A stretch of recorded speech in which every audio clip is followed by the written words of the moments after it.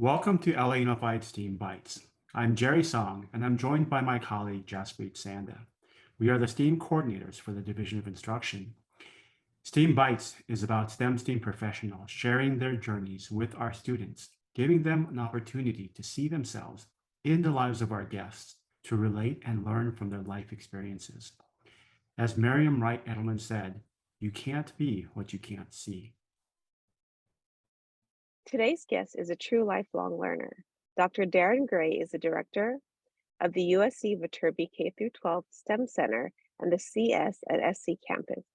He holds a bachelor's degree in Biomedical and Electrical Engineering from USC Viterbi School of Engineering, a bachelor's degree in mathematics from USC Dornsife College of Letters, Arts and Sciences, a master's degree in teaching with an emphasis in mathematics from the USC Rossier School of Education, a master's degree in cybersecurity from Cal State San Marcos, and a doctorate degree in education technology from Boise State University. He also holds teaching credentials in math and science. He teaches an Introduction to Engineering course and cybersecurity seminar at USC. Darren is also IT and cybersecurity engineer for California State Guard and provides training for the California State Guard service members. Please welcome Darren Gray. Well, hello. Thank you for having me. I am Dr. Darren Gray. I'm just going to be talking to you about my who I am, my path, my career, a little bit about my leadership philosophy, challenges, mistakes, and the people who are my role models. As you can probably tell from my opening slide, I am a big Black Panther fan. And for many reasons. One, I identify both with the king and the adversary, in that I believe in working for the greater good, and I believe in being a unifier, but I also struggle with the adversity, the way in which society has really dealt a bad hand to African Americans and Africans around the world. So it's an internal struggle that I fight with on a regular basis. And so I just wanted to share that about me, at least to give you a sense of where I'm coming from. So who I am. Well, these are some pictures of me in my younger years. That's me with my sister when I was a little tyke. That's me in high school. And then that's me in as a freshman here at USC. And each of those pictures represent key points in my life when I had to make decisions. And you say, what decision does a little tyke have to make? Well, my decision at that young age, I had all sisters, was, what type of brother am I going to be? What type of man I'm going to be? My mom was a single parent in the 1960s and 1970s. And so I had to learn about the type of man that I was going to be. And what my mom taught me, even at that young age, was to not look for a single role model, but to look at the positive qualities of every man, real or fiction, that I ever come across, and incorporate those into my being. And that's what she told me from an early age. In high school, I had to decide where I was going to be. I was looking at colleges across the nation. I'm originally from Detroit, Michigan, and we'll get into that in a little bit. And at the time, I was living in New York with my dad, and I had to decide, where do I want to go to school? Clearly, I chose USC. And then while I was at USC, I had to make a decision about career, about what type of professional I wanted to be. And that's where we get to where I am now. So a little bit about who I am. I have bachelor's degrees in biomedical and electrical engineering, as well as a bachelor's degree in math. I have a master's in teaching with an emphasis in math, a master's in cybersecurity. I have a doctorate in education technology, I'm an IT and a cybersecurity engineer for the California State Guard. I spent 26 years as a high school and adult school educator and 26 years as a STEM educator. Now, I've not been working for 52 years, in case you're doing the math, and I know you guys are. There was an overlap of about 20 years where I was doing both. So how did I get to where I am? Well, when I was in high school, a dear friend of mine, well, she was a dear friend at the time. She was a senior, I was a sophomore. She said, "Hey, I think, you should consider being an engineer." I was always good at math and science, and my projection was to be a doctor at some point, because that's what people who were good at math and science did, in growing up where I grew up, because I had no perspective on career opportunities. Most of the people who lived in my neighborhood worked at one of the factories, one of the automotive factories, Ford, Chrysler, GM, in Detroit. So there weren't a lot of professionals. They were just people who worked on the line, on the factory line. And because I was good at math and science, it was presumed that I'd become a doctor. And so when she, a classmate in my chemistry class, said, "Hey, you might want to look at this engineering thing," I didn't know what an engineer was. The only engineers I knew drove trains. And so I went to the library, looked at engineering, and then a friend of my sister's told me about this program at Wayne State University called the Detroit Area Pre-College Engineering Program. And that's where I learned about being an engineer. That's where I met engineers. That's where I got a chance to visit engineers at their workplace.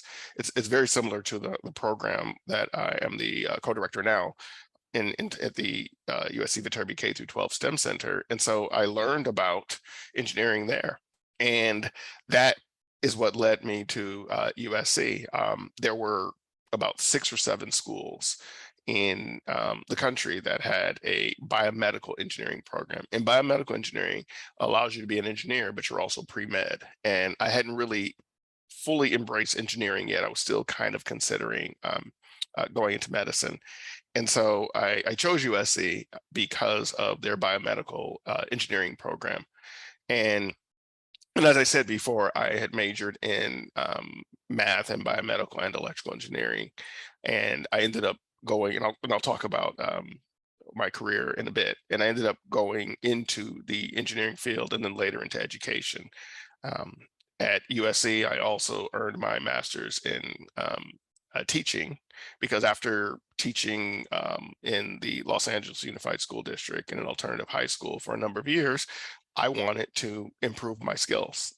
The world had changed, especially after the Great Recession in 2008, 2009. Students' perception of education had changed. Their motivation for going to school had changed. And so I had to learn new ways to inspire kids to continue.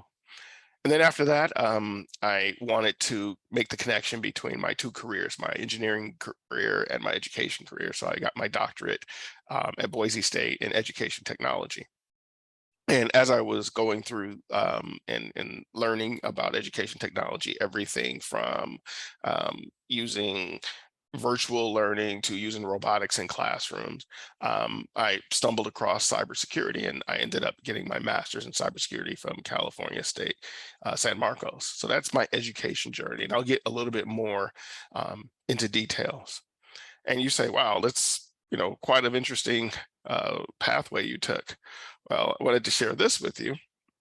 I took my first computer science class in 1982.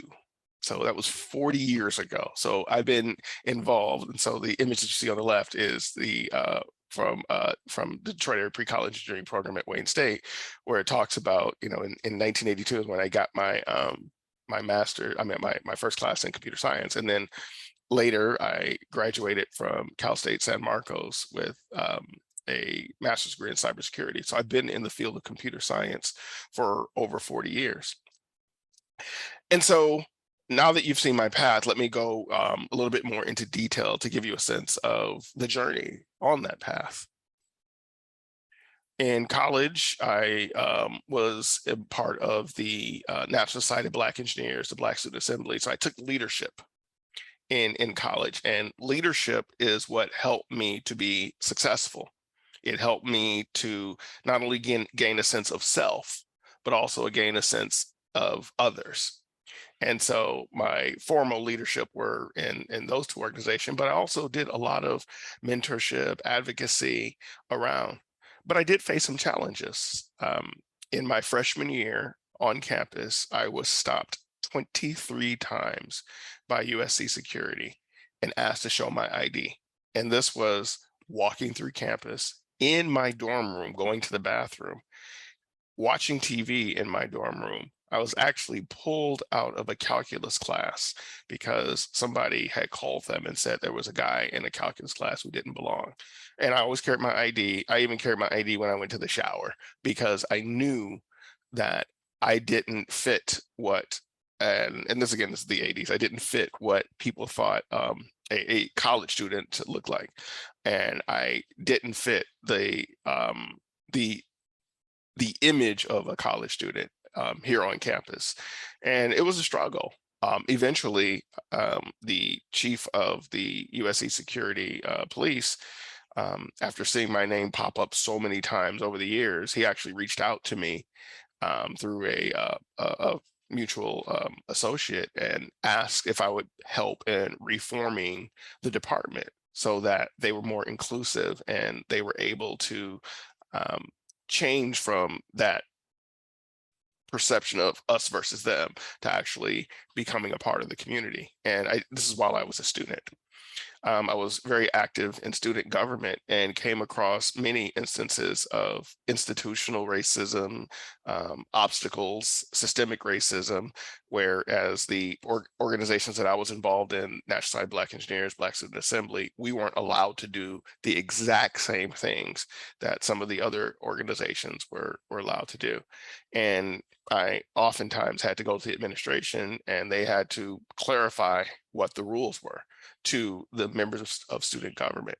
So it was a bit of a struggle, but one of the things I love about the University of Southern California is our mentality, what we call the fight on mentality, fight on. And that really talks to resilience, being able to continue in the face of adversity when things aren't going the way you would hope that they were going.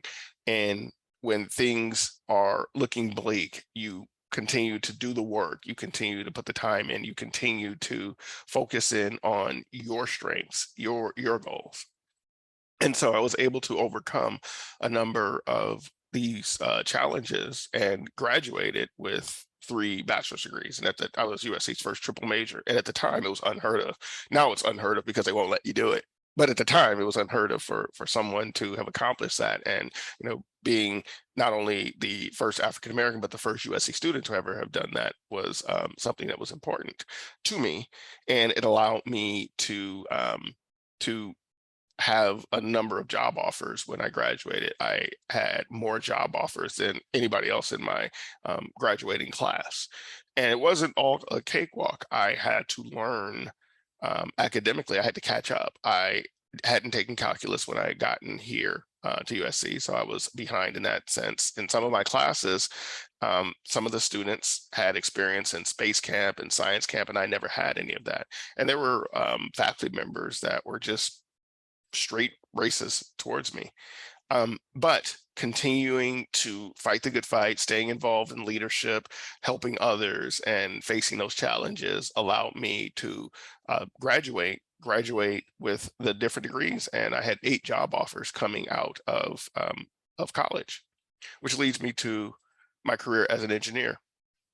As an engineer, I went to work for Hughes Aircraft. So remember, I was telling you that it was a choice between medicine and going into engineering. Well, going to medicine meant more school and paying. Going into engineer was getting a paycheck. And my first paycheck, when they gave me my offer, I made more my freshman year out of college than my mom, who was working as a social worker back in Detroit toward the end of her career. So my starting salary was higher than her ending salary. And and you're a poor kid coming from Detroit, you're like, wow, like this is money. And so I decided to go into work, and I got to do some really nifty things at Hughes Aircraft Company. I was a designer. I built circuits. They even called me the golden child because my circuits always worked. Because my mentality was get things done on time and under budget. And then at the time, the internet was still a closely held secret for the most part between universities, defense contractors, and the government. So it wasn't the World Wide Web that we know of today. And so software wasn't that big of a deal. And I had to really prove myself to all these engineers. So all these engineers had been there for a while. And I think almost all of them had come from our rival school, UCLA. So I was coming in from USC into this department, and they were looking at me as if I wasn't qualified for a number of reasons. One, being from USC, and then two, I was the only African American in who had come into that company for a number of years in that department. There was one other African American, a senior manager, who became my mentor later, but he even talked about how he did not get the same plum assignments. He didn't get the same recognition as other people. And so I created a niche for myself by writing software programs to make me a better engineer. So when you start off as an engineer, the first thing that they do is they assign you to a senior engineer, and all of your design work goes by your senior engineer, and you talk to a bunch of different engineers to learn about their process. And so as I was listening to them, I started to see common patterns, and I started to see how they think. And I said, how they thought. And I said, I think I can quantify that. So what I did is I wrote a software program, and this is before artificial intelligence was a big deal. I wrote a software program that essentially mimicked the early design work that all these senior engineers did on their projects. And so whenever I had a project, I would load up my software and let it run. And so one day I'm in my office, and my senior manager came in, and he said, aren't you supposed to be working on, this project, it's going to be due in a couple of weeks, and you're reading. I'm like, yeah, I'm reading because I'm going to make sure that I understand the material. At UCLA, you guys studied circuit design a little bit more than we did at USC, so I want to keep up. He said, yeah, it's great, but you should do it on your own time. You should be working on your design. I said, well, I am. And he said, what do you mean? I said, well, you look at my screen. That's my software optimization program that's running the design. And I explained to him what it was doing. And he looked at me, and then the next thing I know, I'm on the software development team. So in addition to my regular job as a designer, they put me in charge of the software development to optimize, because what he saw was this is a better way of designing. And also I was a newer hire, and I'm cheap labor compared to the people that have been there for like 20 or 30 years. So every project that you work on, they pay you from that project. And you had people who were making 5-6 times as much money. And so it would cost that project manager more money to have a senior engineer work on it than to have a newer engineer. And so I got assigned to almost everybody's project because of my software tool. And so I got a chance to really make a name for myself by focusing on an area that no one wanted to focus on. At the time, computer science was not looked upon as a really high technical field. In fact, here at USC, the computer science department was not even part of the School of Engineering. It was part of the Schools of Language Arts and Science. And so engineers sort of looked down upon the computer science people. So I was able to find a place where I could excel, where no one else wanted to excel. Because again, I'm walking into a place where these engineers had been working together. They went to a school that was specifically focused in the area that we were working in.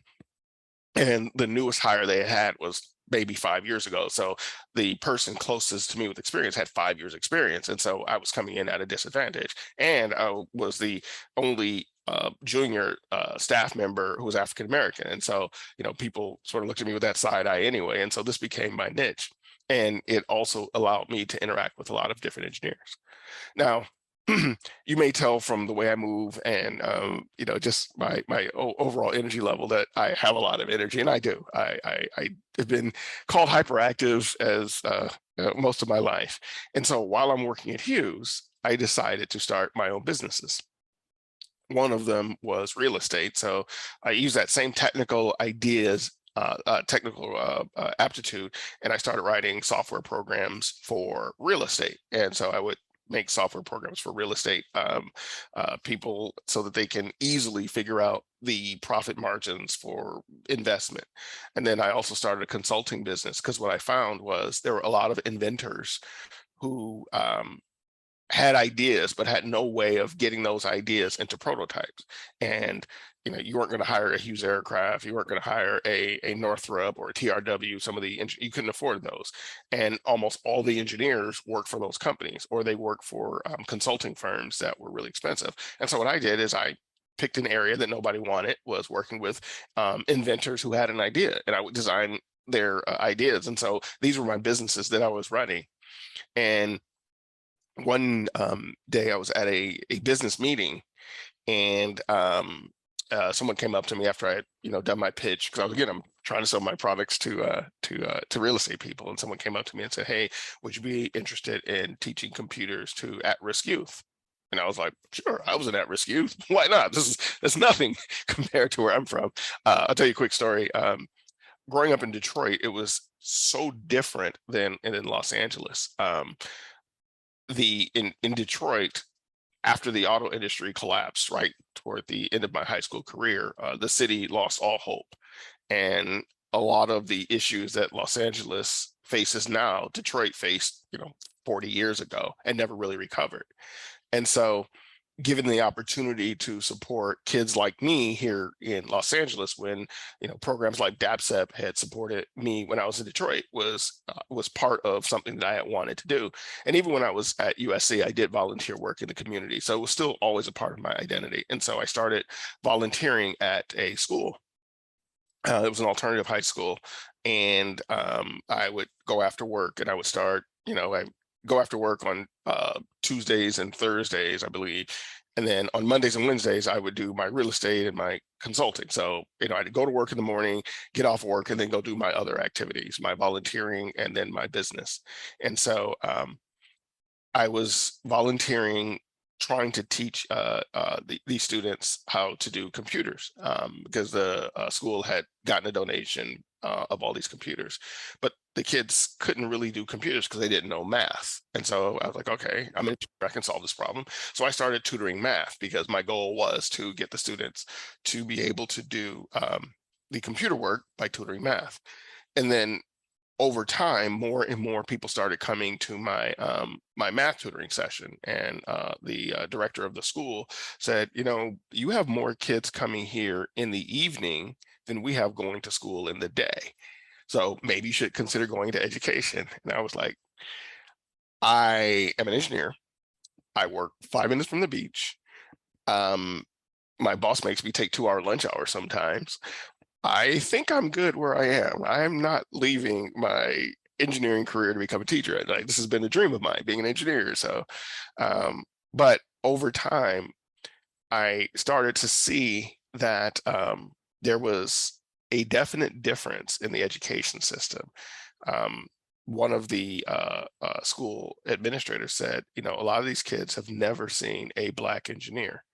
And so a lot of times kids are coming just to actually see that you exist, because word has gotten out that there's this Black engineer that comes in on Tuesdays and Thursdays to do tutoring, and people want to know. And then when they get there, they see you're teaching math, and they start to understand math a little bit better. The word kind of spreads. And so now we have all these people who want you to tutor them in the evening, and you're making a difference. And I said, well, clearly you guys have math teachers elsewhere. And at the time, there were not that many math teachers who were working in the inner city schools. Not a dig on LA Unified School District, not at all. It was just, at the time, there were just not a lot of math teachers. And so I called my mom, and I was like, I think I need to do this teaching thing. And she said, "You got to go where your heart is," because I thought maybe one day I would retire into teaching or something. And so that's what led me to my next task. I became a teacher in that same alternative high school. Eventually, I moved up to be a coordinator of a different one, same program, and I was there for 20 years. So I taught in LA Unified School District for 26 years. Part of that time, I also taught at a private school where I taught AP Calculus, AP Physics, AP Calculus, Biology. And so, and again, remember, hyperactive guy. So I would go to my LA Unified job in the morning. In the afternoons, I'd go to the private school. It's called Westside Prep. And then in the evenings, I do my business stuff, my real estate and my engineering consulting. And, I did that for a number of years. I stopped teaching at the private school after about 3 or 4 years and started teaching adult school in the evening because again, I was starting to see some of my the people who aged out, who turned 18 and moved on beyond 19 in my alternative school. Some of them hadn't finished and they wanted to go adult school. And so I started teaching adult school. And then I taught ESL in the evenings as well. So I was working and teaching. And then one day, one of my mentors from USC, he called me and said, hey, we have this new program where we want to teach, back then it was before it was STEM, we want to teach science and engineering to elementary school kids. And you're the only person we know who has an engineering background and an education background. So would you like to look at this program? And I was like, sure, why not? And so that's when I started the Mission Science program. And Mission Science is a after school, and it's still running to this day, a hands-on STEM program. Again, back in those days, it wasn't called STEM. And I started doing that. And for, gosh, 20 years, I did outreach in our MESA program, which is our middle and high school academic STEM prep program, and Mission Science. I was going out to schools, training teachers, just doing cool stuff, launching rockets, playing with robots, blowing stuff up, tearing things down, just having a blast. And then my mentor, my boss, he retired, and he said, maybe you should consider taking this on. And so I ended up leaving the district and becoming full-time here at what was called the USC STEM Education Outreach Programs. And I became the director of that program, still overseeing doing outreach into the community with our Mission Science and our Mason program and adding a couple of programs. A couple of years later, we evolved into what I currently am the co-director of the Viterbi K-12 STEM Center. And our reach is significant. We work with elementary, middle, and high school kids all over the greater Los Angeles area. We are part of the STEM ecosystem. We collaborate with districts, including the Los Angeles Unified School District. Our purpose is to create equity in STEM education for kids all across Los Angeles. And, going back to, a kid from Detroit, poor kid from Detroit, who learned about engineering through a program, the Detroit Area Pre-College Engineering Program, to actually running a program very similar, the K-12 STEM Center, was an evolution of where I went over the last 40 years to benefiting from the support of others, to be able to provide that support. And again, like I said, I tend to be a little bit hyperactive, so I'm always looking to do stuff. And so I also am part of the California State Guard. It used to be called the California State Military Reserve. And what the California State Guard is, it's an internal state defense force that supports the state of California in terms of when there's fires or floods or earthquakes or even with COVID relief. You have in the California military department, there's the National Guard, which I'm sure you've heard of. But the National Guard has deployments that are outside of the state and outside of the country. They can be called up to support, relief efforts, war efforts. And when they are gone, someone still needs to be here to support the state of California. And so I started off in communications so that in case of a big earthquake, we can still get information in and out and coordinate services by using amateur radio frequencies and using radios. So we actually bounce radio signals off the ionosphere. Most people say it's the clouds, but it's not technically the clouds, but we actually bounce radio signals. And so from using my equipment, I've been able to talk to people in Alaska, North Carolina. I once reached someone in Europe.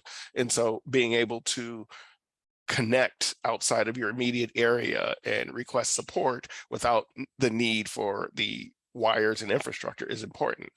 Because as you can imagine, in the major event, all of the cell towers are down, all of the hard lines are down. You still need to be able to communicate. And then that evolved over time. And so now I do cybersecurity for the California State Guard to make sure that in the instances of the need of the force, that we're still able to communicate and we can resist hacking attempts. And then I also maintain the infrastructure.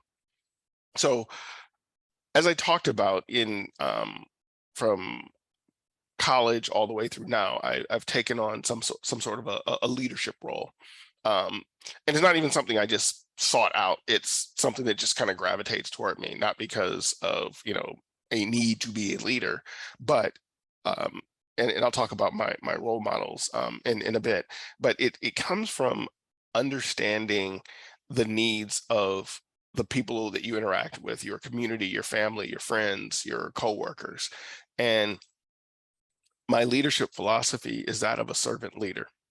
And it's that need or that wanting to serve, wanting to support the students here at USC when I was a student, wanting to help the Department of Public Safety to reform, wanting to reach out into the community, wanting to tutor kids while I was working at Hughes, wanting to support the California State Guard. It's that feeling of I want to serve, and that's been my philosophy. Now, as I talk about my path, you may be going, well, that's great for you, but there were some challenges along the way. The many a times I got followed around stores. I was actually stopped for someone accused me of stealing something, and they searched me. I had nothing, and then the person lied and said that I did. Been stopped by police for no other reason other than just walking. I told you about my time here with USC Security. These were the people who were in charge, people who had the authority to discipline me. In school, I couldn't do the same things that other people did, not that I wanted to anyway, but it was always and it's part of the systemic racism, and I'll get to racism a little bit more, that followed me everywhere I went. It doesn't matter how many degrees I have, how accomplished I have, but I still have to deal with the people in charge of our society looking at me differently or treating me differently. And a lot of it has to deal with racism, and some of it has to do with favoritism, where I was not provided opportunities to do things that other people were allowed to do because they knew somebody, and I didn't have a network. I'm a poor kid from Detroit. I don't have a network. I didn't have family. I didn't have friends who were in high places. And so these were challenges to overcome. So it wasn't a rosy path. It was a path riddled with obstacles and challenges, but it didn't matter because, and I'll get to my role model in a moment. It didn't matter because it was about that fight on spirit, that resiliency. And it wasn't all without my own mistakes. There were times where I did things where I put my foot in my mouth. There were times where I did things that I should not have done. There were opportunities to help someone and I didn't help them. There were opportunities to take a different direction in whether it was a course or a career, and I didn't. There were times where I didn't speak up when I should have. There were times when I should not have spoke up and did. So there's lots of mistakes that can happen. One of my biggest mistakes was, assuming that somebody was, on my side and in support of me when they in fact weren't. And I learned from that lesson that, you have to be really careful about the people that you trust. Not that people are innately evil or anything like that or out to get you, but we all have our self-interests. And so when you talk about your self-interests, you have to be okay with yourself having self-interests. Like one of the things that I learned in Detroit, growing up in Detroit, was, people from Detroit and the whole Midwest area, they tend to be very humble, and they don't really put themselves out there. Well, I was different. And so when people would say, "You think you're better than me," and I would say, "Well, yes, I do. And I assume that you think you're better than me." And so part of that was understanding context for that. And that was one of the mistakes that I made early on in my career, was that people are looking to deal with their own trauma, history, experience. And so sometimes that plays out on you. And it's not that they're upset with you in particular, they're upset and you represent something that caused them harm or caused them pain. And a mistake that you can make is taking it personally and responding. My mantra used to be respond in kind with overwhelming force. And that's not necessarily the path that you want to take. You want to take a path of kindness, of empathy and grace for yourself and for others, so that when you do make those mistakes, or when others make those mistakes, that you can move on. So I promised to talk about my role models, and here they are, and I'll go through them. And we're probably a little tight on time, but we'll go through them.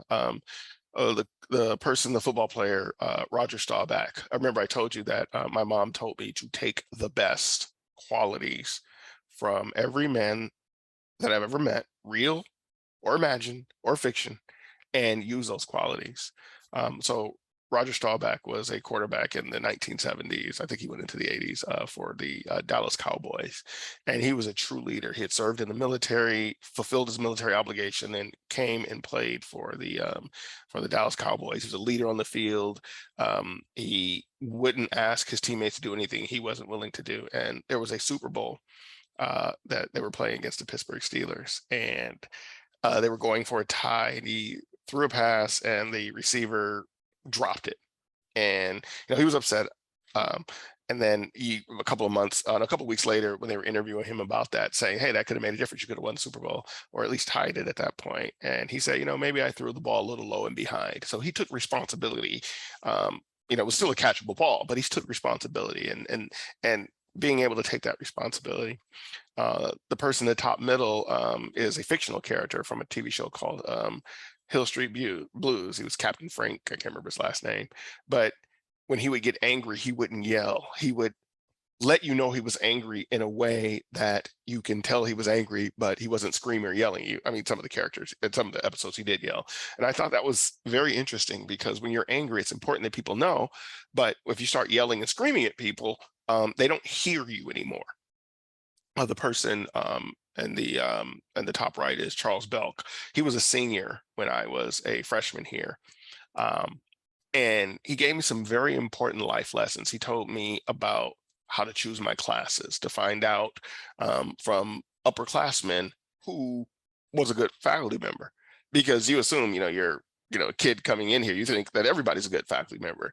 He taught me about how to study and how to get copies of old exams to understand the difference between learning from the textbook and learning from the professor. He told me about going to office hours.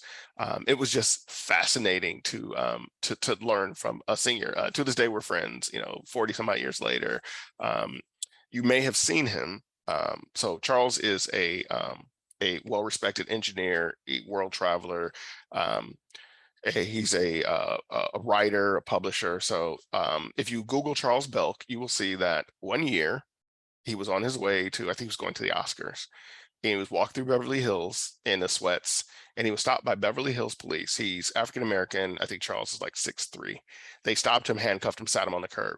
And, there's video of it. So if you want to Google it, and, they stopped him for being Black. That was it in Beverly Hills. And he cooperated. Afterwards, he agreed to meet with the Beverly Hills Police Department to help them change how they perceive African-American men. And he used that and even created his own nonprofit foundation to help educate police forces about their dealings with African-American men. And so throughout all of that, he's a man who's well accomplished, who is well renowned. To not internalize that anger, but to actually use it for something was extremely meaningful. Below him is Wesley Snipes, and there's something some people have heard about colorism, and that's when people, even in the African-American community, they look differently upon people of different shades of color.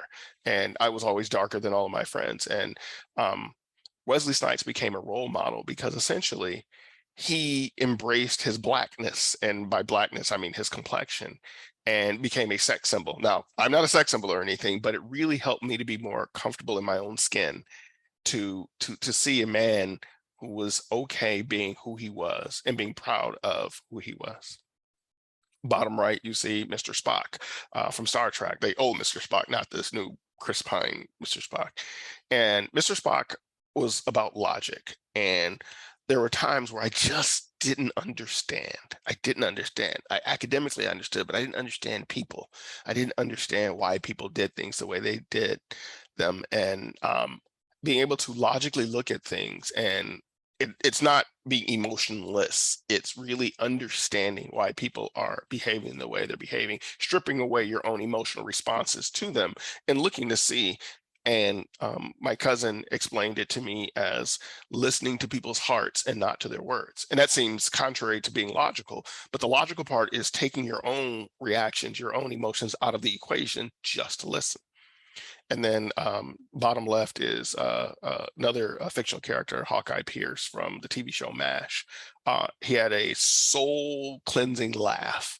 And it was just one of those things. And I don't know if Alan Alda, the actor who portrayed Hawkeye, I don't know if he really has that laugh, but the thing about Hawkeye Pierce was, he was really good at what he did. He was a doctor in the show, but he had a great sense of humor and he could laugh in the face of dangers. And then you see the books there. I'm an avid reader. I read. Not as much as I would like to, but when I was a young lad, I read some of the classics because when we moved into our house when I was born, the people there, they had a great book collection. They left it all behind. So I would climb the bookshelf and read a bunch of different books. And in the center is my chief role model. That is my mom, Lois Merriweather. And she taught me a number of things that to this day make a difference. One, she told me to only compete with yourself, because competing with other people lowers you to their standard. When you compete with yourself, there's no upper limit on where you need to be. Another thing she taught me when I was in 8th grade, I was up for valedictorian and I was awarded salutatorian. And then I found out that I had better grades than the valedictorian. And I went to go ask my principal, like, if I had better grades, why am I not the valedictorian? Why is he the valedictorian? Turns out at this particular school, we went to a parochial school, and it was a mostly white school. However, the year before, there was an African-American valedictorian, and they didn't want to have a valedictorian 2 years in a row. So instead of looking at our final grades, they kept going back throughout the semester until it was actually my friend's grades were higher than mine, and they chose that day to say, this is when we selected the valedictorian. And so when I came home and I told my mom, I was just furious, and she didn't get upset. She said, you let it be close. I said, what do you mean? She said, never let it be close. You need to work twice as hard to get half as far.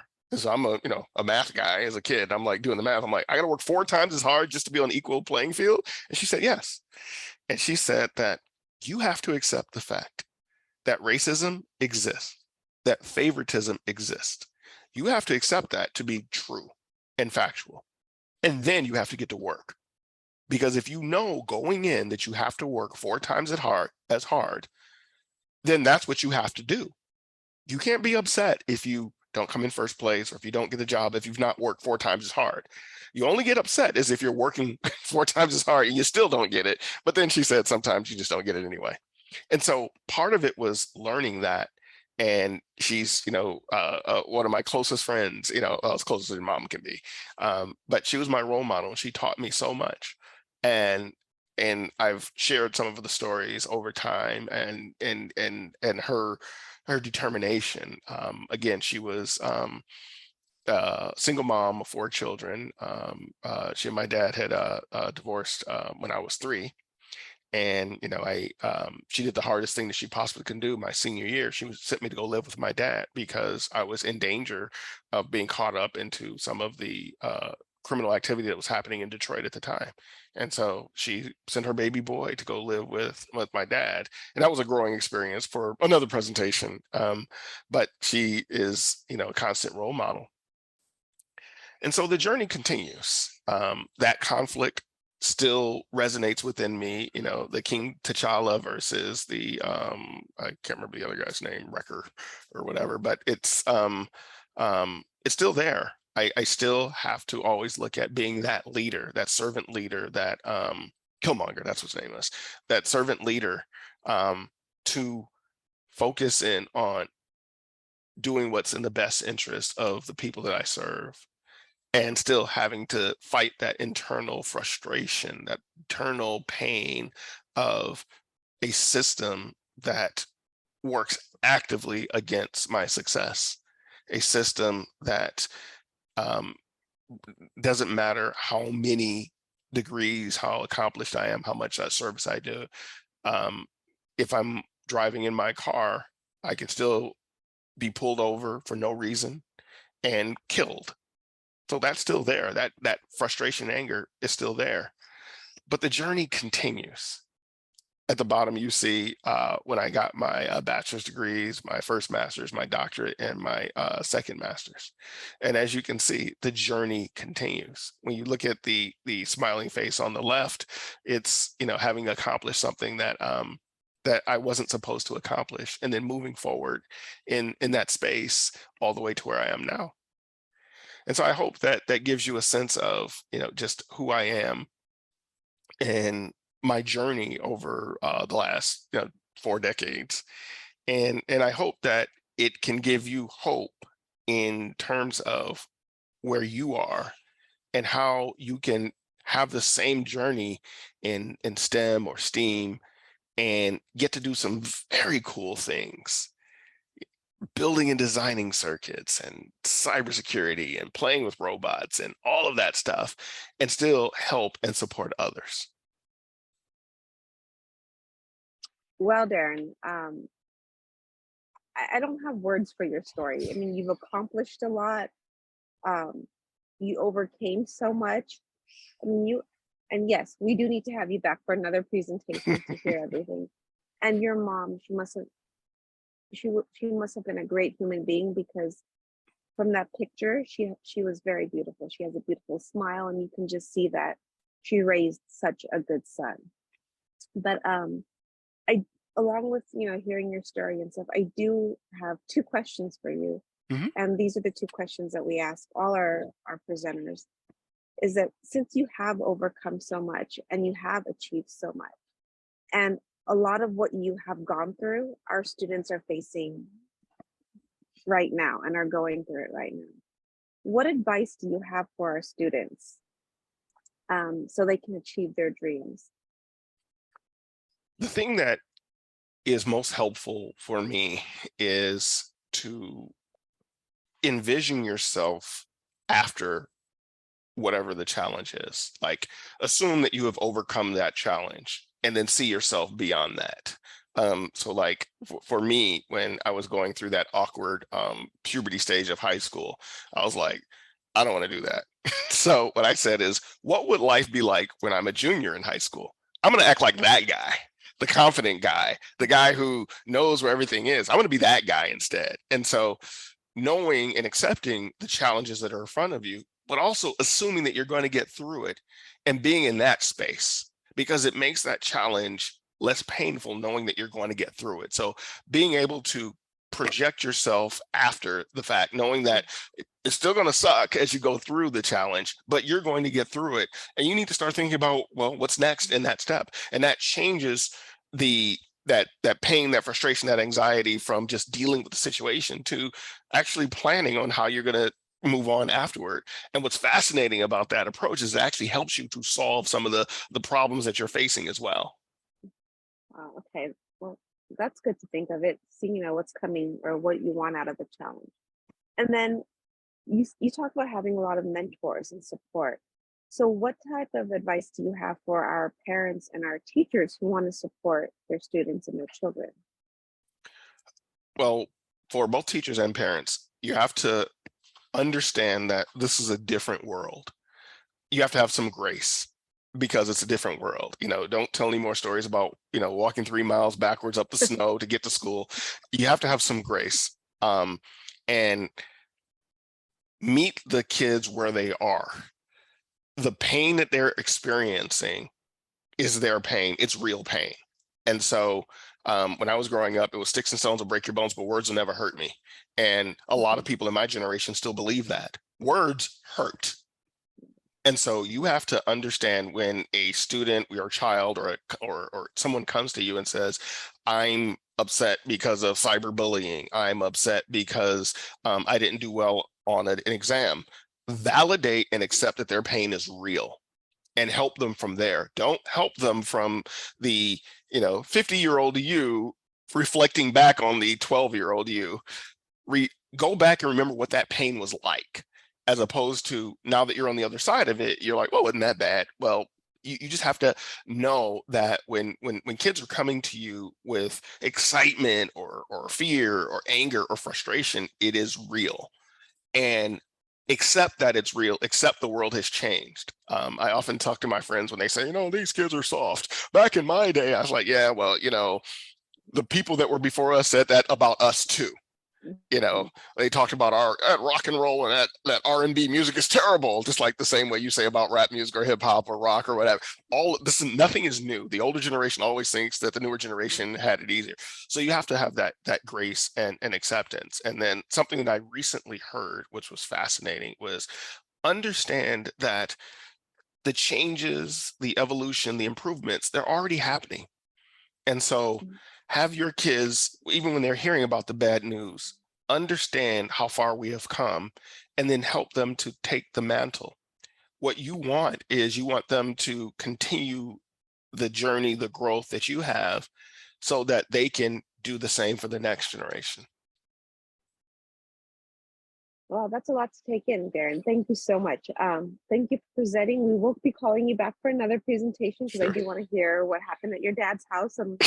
I'm curious there, but I do want to say thank you so much, because just hearing, this is the second time I've heard you speak. One time you did something for our administrators, but every time you speak, I hear something new, and I, having my own daughter, I feel like, I'm going to take some advice and practice it with her, and just as educators hear your story, we don't want to make the same mistakes that people in the past made, and we want to make sure that we do that. No matter what race you are, but we all have an opportunity, to achieve something and become the best that we are, and feel safe, and just to hear that you helped USC, and your friend helped the Beverly Hills Police Department. It's just, you guys are doing a lot, and it's great to see that your work has made changes, but those changes need to come, and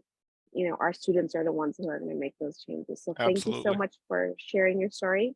Thank you everyone for watching, and then we'll be inviting you back. So thank you. You're welcome, and fight on.